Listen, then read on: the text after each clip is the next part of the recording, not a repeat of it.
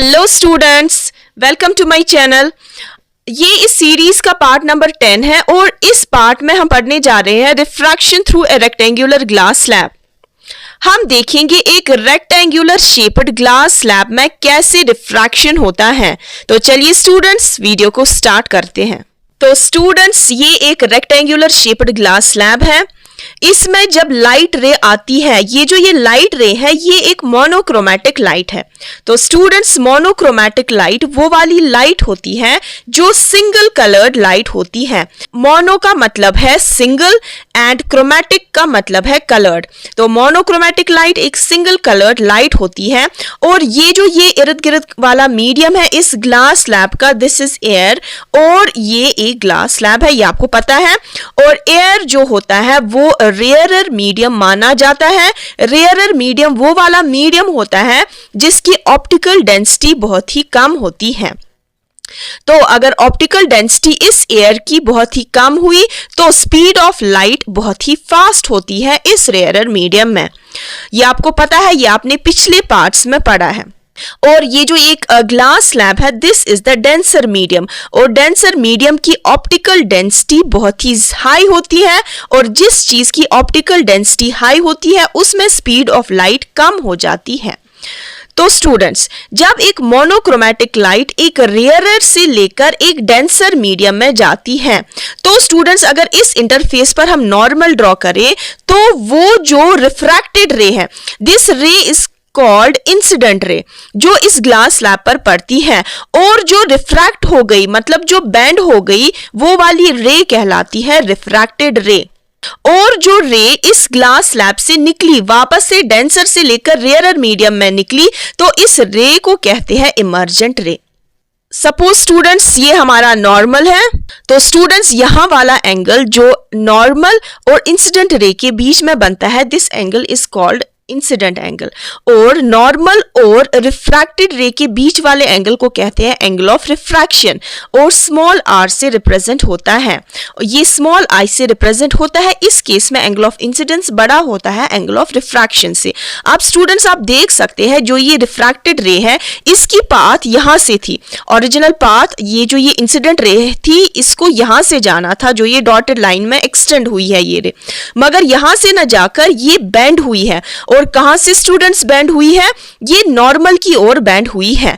तो जब एक इंसिडेंट रे एक रेयरर मीडियम से लेकर डेंसर मीडियम में जाती है then it bends towards the normal. तो स्टूडेंट्स ये आपको याद रखना है। इसके बाद ये डेंसर मीडियम से लेकर वापस रेयरर मीडियम में जाती है तो वापस इसकी स्पीड जो है वो इंक्रीज हो जाती है।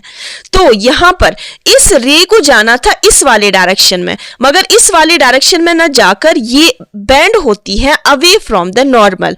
तो स्टूडेंट्स जब एक इंसिडेंट रे एक डेंसर मीडियम से लेकर एक रेयरर मीडियम में जाती है then it bends away from the normal और इस केस में जो यहां वाला एंगल बनता है angle between refracted ray and normal, this angle is called angle of refraction। और ये वाला एंगल जो नॉर्मल और इमर्जेंट रे के बीच में बनता है this angle is called angle of emergence। तो इस केस में एंगल ऑफ रिफ्रैक्शन छोटा होता है एंगल ऑफ इमर्जेंस से। अब स्टूडेंट्स ये वाली डिस्टेंस अगर हम इंसिडेंट रे को आगे प्रोड्यूस करते हैं जैसे कि ये डॉटेड में आगे प्रोड्यूस हुई है और इस वाली इमर्जेंट रे जो ये इंसिडेंट रे थी ये बेंड होकर रिफ्रैक्ट होकर इस पाथ के थ्रू गई तो ये वाली distance the distance between incident ray produced forward and emergent रे इस वाली डिस्टेंस को कहते हैं लेटरल डिस्प्लेसमेंट। तो लेटरल डिस्प्लेसमेंट डिनोट होता है स्मॉल लेटर एल से। तो स्टूडेंट्स लेटरल डिस्प्लेसमेंट वो वाली डिस्टेंस होती है जो इंसिडेंट रे और इमर्जेंट रे के बीच में होती है।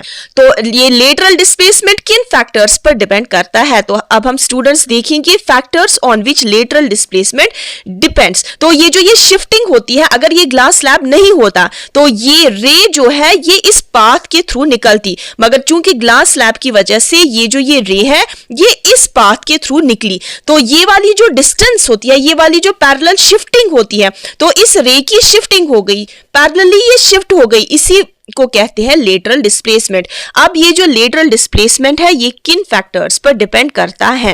पहला जो लेटरल डिस्प्लेसमेंट होता है वो डिपेंड करता है एंगल ऑफ इंसिडेंस पर। मतलब अगर एंगल ऑफ इंसिडेंस बड़ा होगा तो यहां पर जो पैरेलल शिफ्टिंग होगी वो भी ज्यादा होगी। मतलब ये जो इंसिडेंट रे है इसकी डिस्टेंस इस इमर्जेंट रे से ज्यादा होगी, यहां पर ज्यादा शिफ्टिंग होगी अगर आपका एंगल ऑफ इंसिडेंस बड़ा होगा। तो ये डायरेक्टली प्रोपोर्शनल है to the angle of incidence. अगर आपका एंगल ऑफ इंसिडेंस ग्रेटर है तो लेटरल डिस्प्लेसमेंट भी ज्यादा होगा।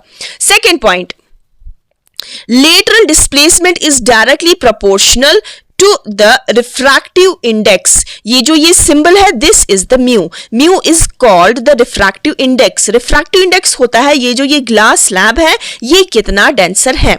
अगर इसकी डेंसिटी ज्यादा है तो लेटरल डिस्प्लेसमेंट भी ज्यादा होगा। जितना रिफ्रैक्टिव इंडेक्स इस ग्लास का ज्यादा है उतना लेटरल डिस्प्लेसमेंट भी ज्यादा होगा।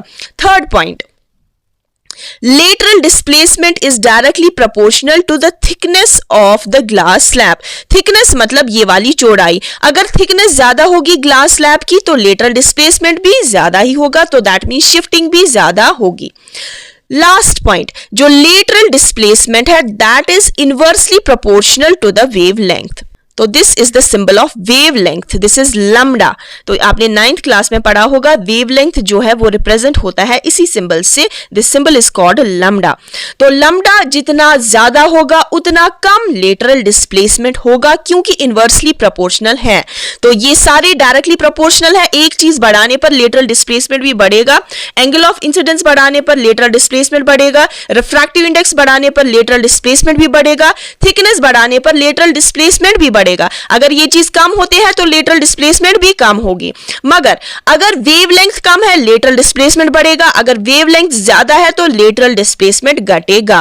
तो स्टूडेंट्स जब हम प्रिज्म पढ़ते हैं उसमें जो डिस्पर्शन होता है उसमें डिफरेंट कलर्स डिस्पर्स होते हैं, 7 डिफरेंट कलर्स डिस्पर्स होते हैं, और वो जो 7 डिफरेंट कलर्स डिस्पर्स होते हैं उनका सीक्वेंस होता है विबग्योर। पहले वायलेट आता है फिर लास्ट में रेड आता है। तो आपको ये ह्यूमन आई में ये चीज पढ़नी है और डिस्पर्शन में आपको ये चीज पढ़नी है। उसमें जब हम डिस्पर्शन देखते हैं व्हाइट लाइट का, वहां पर एक सीक्वेंस कलर्स का आता है और वो सीक्वेंस होता है विबग्योर का। सारे कलर्स में से, विबग्योर के सारे कलर्स में से, 7 रंगों में से रेड कलर की वेवलेंथ सबसे ज्यादा है और वायलेट कलर की वेवलेंथ सबसे कम है। अब आप स्टूडेंट्स कह सकते हो अगर वायलेट कलर की वेवलेंथ सबसे कम हुई तो उसमें लेटरल डिस्प्लेसमेंट क्या होगा, क्योंकि आपको पता है lateral displacement is inversely proportional to wavelength. अगर वायलेट कलर की वेवलेंथ कम है तो लेटरल डिस्प्लेसमेंट मैक्सिमम होगा।